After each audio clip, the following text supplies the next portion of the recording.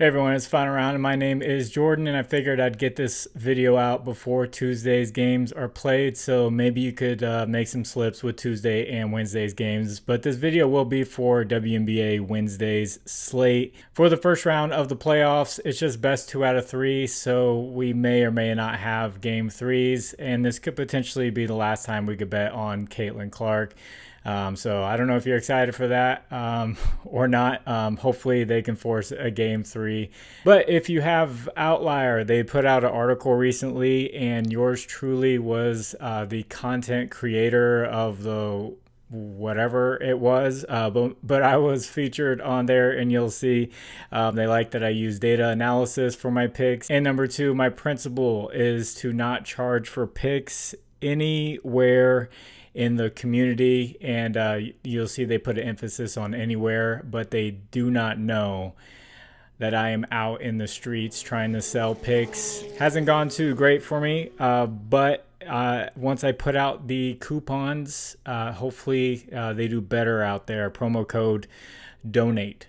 So you'll see images that come up on the screen about right here. That'll be from that data app called Outlier. There's a link in the description that'll give you a 7-day free trial for Outlier if you'd like to check it out. They do have a newsletter, and if you read that newsletter, I'm on it right now. So I'm going to jump right into this first pick. This first pick is going to be Alyssa Thomas over 8.5 assists at -120. The legend of playoff Alyssa Thomas is real. She hadn't gone over this assist mark much during the regular season. She had her big games.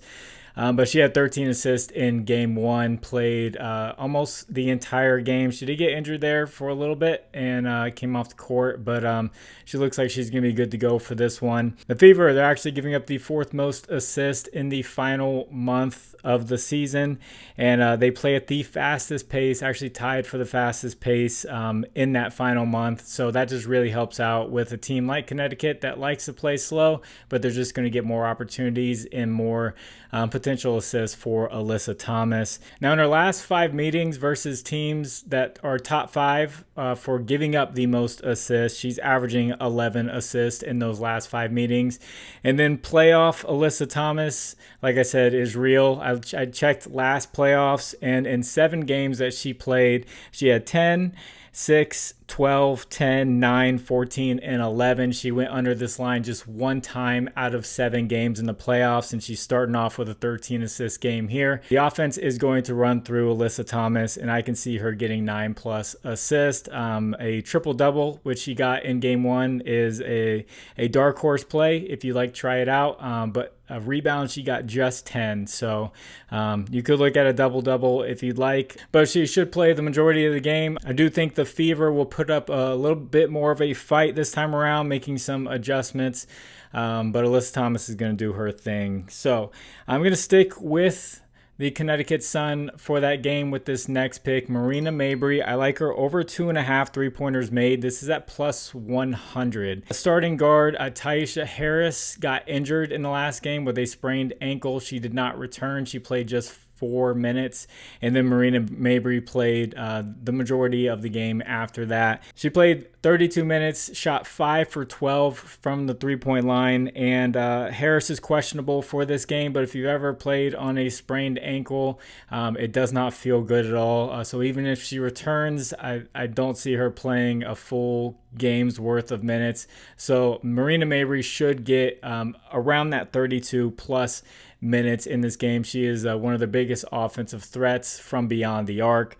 So in her last 5 matchups against teams, the top 5 teams that allow the most threes, she's averaging 4 made threes a game, and the Fever are one of those teams, giving up the 3rd most 3-pointers made in the past month and the 3rd highest 3-point percentage made in the past month. So I checked to see how she does with the Sun when she plays 30+ minutes, actually 29+ minutes. So I filtered with Outlier with 29 plus minutes, and then I just connected her with Alyssa Thomas. So you'll see the first 2 games are versus Connecticut. That just means Alyssa Thomas was on the floor with her. So if you take those away, you'll see that she has hit this mark in 71% of games with 29 minutes or more with the Connecticut Sun. So I do like her to hit this. And if Harris is declared out, I'm sure the odds of this play will go up and be better. So I like the value right now, just getting it plus 100 and the potential of her still getting it if Harris plays and just is on a minutes restriction. So Marina Mabrey over 2.5 3-pointers made. If you guys good, please like the video. And if you haven't, please subscribe to the channel. If you have a little bit of extra time, could you leave a comment for the algorithm? You could just put a 2 for game 2s, and that really helps out.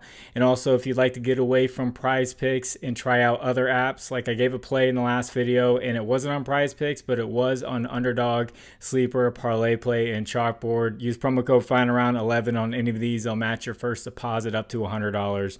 There are links in the description. I'll take you straight there with the promo code, and thank you to anyone who uses those. So as far as the fever players go, Kelsey Mitchell, her line is pretty sharp, I feel like. Caitlin Clark, her lines have come down a little bit when it comes to assists and rebounds. Her points stayed the same. I still believe it's going to be a really tough matchup there. A lot of people think Caitlin Clark's going to have a big bounce back game and all of that, but it's just not something I'm going to put my money on. I'll watch it and I'll root for her, but I'm not going to bet for her to have that bounce back game because this defense is just so good, and she has struggled against them all year long. If she has a bounce back game, great for her, but I'm not going to put money on that. So moving over to this Phoenix and Minnesota game, we surprisingly had a shootout with these 2 teams. And a player I could not ignore that I just looking at her points line, and it didn't get bumped up by much. And I'm going to go with Natasha Cloud of the Mercury over 10.5 points at minus 135. I checked with her playing 30 plus minutes. She played almost the entire game, and she has hit this line in 80% of the last 20 games when she plays 30 plus minutes.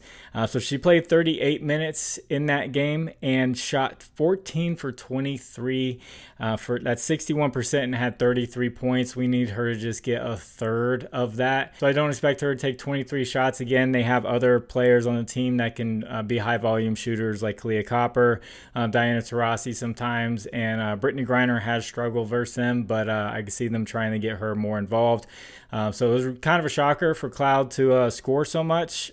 I'm kind of shocked this line is still kind of where it's been at all year. So with her in that aggressiveness, I'm going to take the over here any day. You could add on assist or just go with assist by itself because she does stay on the court almost the entire game, and this is their season on the line right here. So I'm shocked that it was Cloud and not Kalia Copper going off, but for 11 plus points, I'll take it. And also just another one that was kind of shocked that the line didn't move much for Cloud is her 3-pointers prop. Just 1.5 3-pointers made is plus 100 on the over. She shot 4 for 8 from 3 in game 1. Maybe she doesn't shoot 8 threes again, but that's still high volume, and we just need her to make 2 of them for even money. I don't hate that play either. So Natasha Cloud for over 10.5 points, and if you're feeling like that plus 100 for her to make just 2 threes, I like that play as well. And then going over to the Minnesota Lynx, obviously Nafisa Collier went off on her end of things. I'm not sure how they're going to play that. Obviously, you have to stop her or slow her down. She could get a lot of double teams and get a bunch of assists. It could work out that way. You can't just let her continue to score the way she did. Courtney Williams' lines are getting bumped up to oblivion with rebounds and assists. Because Phoenix, they do give up the most rebounds, the most assists, and a majority of that goes to guards.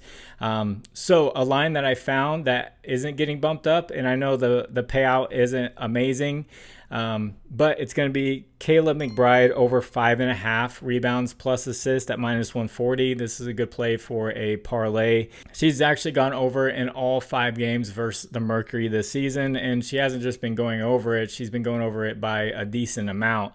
So this probably will get bumped up, but if you can get this in a parlay at -140, I don't hate it at all. And like I said, they're giving out the most rebounds, most assists, and all that attention is going over to Courtney Williams, and Kayla McBride has just quietly been able to get this line done, and for just for her to get 6 of them, rebounds plus assists, I don't hate this at all for Kayla McBride of the Minnesota Lynx. So if you'd like to discuss lines further, I have a Discord. Link is in the description. You can hop on in there to discuss WNBA plays, NFL plays, baseball, all that good stuff. It's free. You can just jump on in there. Link is in the description. And as far as the recap goes, I'm filming this before Tuesday's games start, so I don't have the recap on that. So I'm going to get this edited and get it out to you before those games start. So God bless you. It's final round. My name is Jordan. I will catch you on the next one. Bye.